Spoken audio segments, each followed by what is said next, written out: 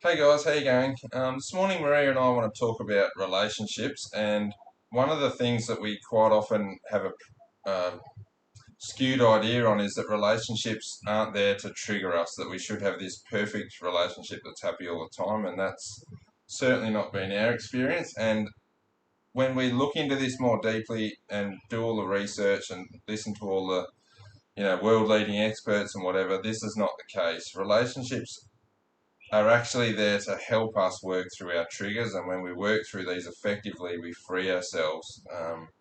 Do you want to tell the guys like how this triggers form, like where Sure. they come from? So triggers, most triggers, I won't say every single one of them, but they're formed, many of them, and let's talk about the deep triggers. Our deep core triggers are effectively core wounds, and they were generally developed in childhood. We had a response to a situation in our environment that we couldn't handle. It was probably too much, too soon, too fast, um, and then we weren't given an opportunity to post-process afterwards with a carer or anybody. And what tends to happen is that we will reject and push down the emotions or the energy, and as a child, we will personalize it. We make up a story around it, so it's very painful. Generally, core wounds are very, very painful, incredibly painful, and Yeah, I'm not lightening that because they can be so overwhelming. So, and then our nervous system goes into a stress response, a stressed state. And if we aren't able to co regulate with a carer, it's very, very overwhelming for the child. So, this becomes a very sensitive area. And at some point, that child will say, I don't want to feel that again. And they push it down. And when we send such a strong signal to the subconscious mind, we will write it into the subconscious mind. It's written anyway, but we will write, I don't want to feel this again. We are pleasure seekers as humans, so we seek pleasure and we avoid pain, and that's the way we move through life, and that makes sense. Otherwise, we wouldn't survive very long. But when when I'm carrying this wound, I'll adapt my behaviours to make sure I don't touch that wound again. And then what became a very simple strategy that works in childhood becomes more and more complex because I apply that same strategy over and over again in all of my relationships, in all of my interactions with my external world. yeah. So Did the you want to add reason, anything yeah, else? well, the reason we're talking about this specifically today is because this happened for us this morning. So this morning, we woke up and I went to Maria for a cuddle, and she was busy and I didn't get what I needed, and immediately in me that triggered a deep wound of rejection that I have from childhood. So, and that becomes, it's physically uncomfortable in the body, and at that point, our mind and nervous system does everything to avoid feeling it. So, I moved myself away from Maria and went into this protected place. And even though I, have some skills to deal with it, I could say to Maria, I'm hurt. I'm feeling this thing. I'm trying to work through this trigger, but it's overwhelming, and I still couldn't really get to Maria reconnect. So I went off to the gym and got the kids to school and all of that stuff. And the whole time I can feel this pain in my body. There's this very uncomfortable pain in my body, and When you finish, yeah. talk about the So other side. Can I? so Yeah. that yeah yeah. So but that pain is what's driving our behaviour. We do not want to feel that, and it's not if we don't have the skills to deal with that. Like in the years gone by, I would probably check out for a week or two, maybe more, and that's what causes it. You basically your relationships disconnected constantly because of these triggers. So So I just wanted to give the perspective from the partner. So to understand what happens when my partner is triggered, I feel it immediately. yeah, So I see Justin's behaviour. I continue to do what I wanted to do because I did actually see a couple of different behaviours. So I wasn't spot on in the moment. Um, but then when I came to connect with Justin after I finished my meditation, um, I could sense Justin's energy, and I said to him straight away, which we have the skills to do now. I'll communicate and say, "Hey, I can feel something's happened, are you okay? But the partner quite often will feel something's gone awry, feel the disconnect, and they may very well be counter triggered. So the second, when Justin said, and I had a minor trigger, to be honest, because when Justin says, oh, you didn't cuddle me, I felt rejected, and so I go in and bam, there's a little trigger in me, I'm not good enough. So this is the we used to call it the ping pong, like a tennis ball. Sorry, like a table tennis ball. Yeah, ping pong. Because we ping pong, and we could go on, like Jay said, for weeks. This is the triggering. We end up with a perfect match for each other's triggers, and we both then just go in this triggering cycle backwards and forwards, and that becomes your relationship. Yeah. So. And what I wanted to add also is that a relationship is a cycle of connection, disconnection, repair. And this is a perfectly natural cycle. So that brings it back to your very first point, that a relationship isn't connection. I used to always want just the connection, and I'm almost. Hey, that's wonderful if that happens all the time. True. But if there are people out there that get that, they all think 100% of the time, fantastic.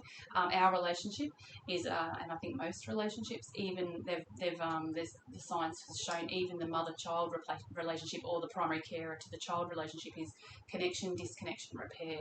So we've got to, and we want to create a smoothness to this process, and we're talking today about the disconnection and when they and triggers and why they're normal, while they're a part of our relationship and a part of each of us. We both have our own. We both bring them. They're energetically matched, but why they can be a pathway to growth, healing, more compassion, compassion, and a better, stronger, deeper relationship. Yeah, and that I was going to say. I forgot what I was going to say, but that process when we can understand that and really calm ourselves down to walk through that repair process, we remove some of that primal panic or that real panic feeling we have, which causes so much destruction in the relationship.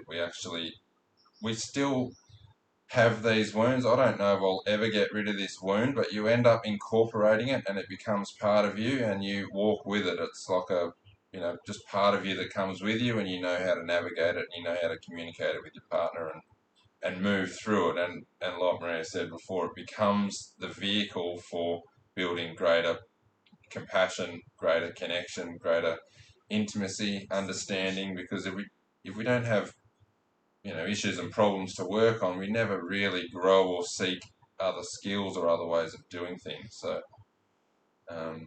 do you want to discuss just really briefly how you've gone about, or maybe like you're moving through the trigger and then coming into a repair state? Yeah.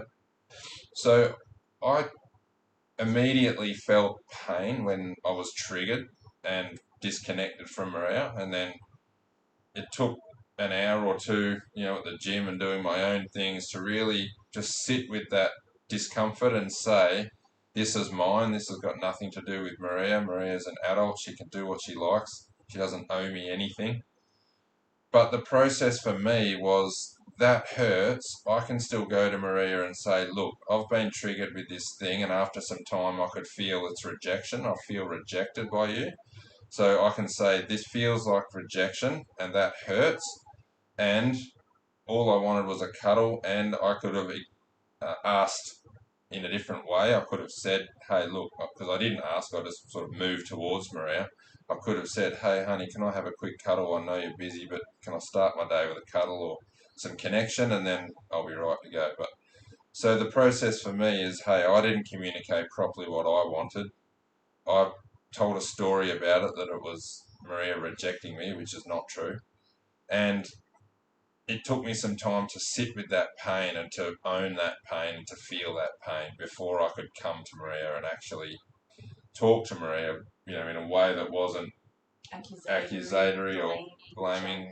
I was taking ownership for it and saying, hey, if you can help me out with this, great. If not, that's fine. That's mine to deal with. But then Maria can say, look, I get where you're coming from. I see it.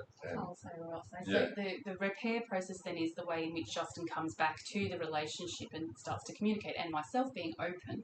So then we would have a conversation, and sometimes it's a bit clunky, sometimes it's smooth, but it's Justin saying, hey, this is mine, owning his stuff, and me saying, hey, I can see that you need that, and I'll be more sensitive around that as much as I can, because sometimes, honestly, I don't go, that's not my way to start my day. I like to start in a meditation. I connect with my source. So that's how I start my day, but that doesn't mean I can't give my partner a cuddle prior to.